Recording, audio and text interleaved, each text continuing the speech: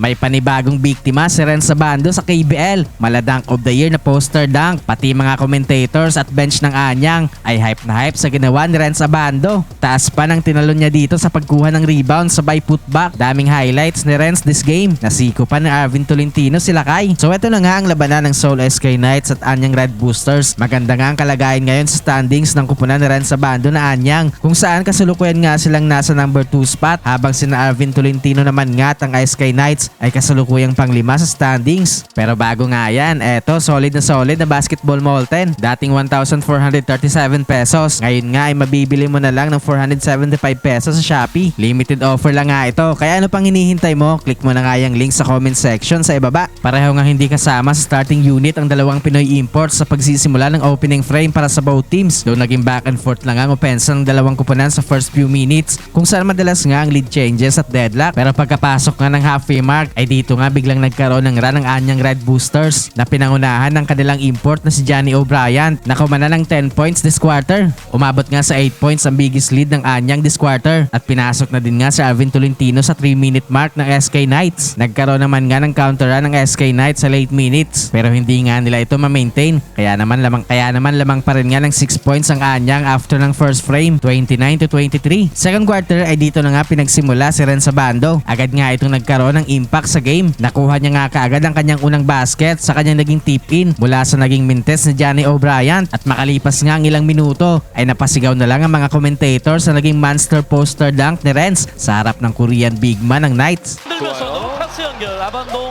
돌파합니다. 보냈다. 렌즈 아반도.